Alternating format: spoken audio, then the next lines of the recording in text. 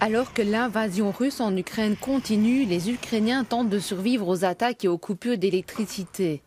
Les habitants ramassent les débris et entament une nouvelle semaine faite de pannes de courant et d'eau. Le visage du mouvement féministe ukrainien Femen explique à Euronews pourquoi les Ukrainiens n'abandonneront jamais le combat. Les Ukrainiens meurent littéralement aujourd'hui pour avoir fait un choix, pour avoir eu le courage de devenir un pays démocratique, de se séparer du modèle mondial russe et se battre pour leur droit à devenir un pays démocratique européen indépendant. C'est l'origine de cette guerre, c'est la raison pour laquelle Vladimir Poutine a attaqué l'Ukraine.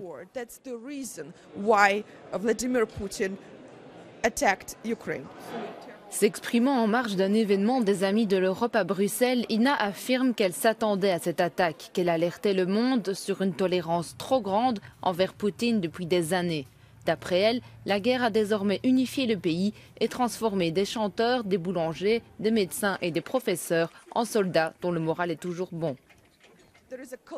Il y a une souffrance collective dans toute la nation, mais il y a aussi une résistance collective et puissante. Les Ukrainiens savent, comme nous le répétons, que si la Russie arrête de combattre les Ukrainiens, il n'y a plus de guerre. Si les Ukrainiens arrêtent de se battre, il n'y a plus d'Ukraine. Le mouvement féministe ukrainien Femen réitère sa demande à l'Union européenne d'obtenir plus de moyens financiers et militaires afin de pouvoir faire face à l'invasion menée par la Russie.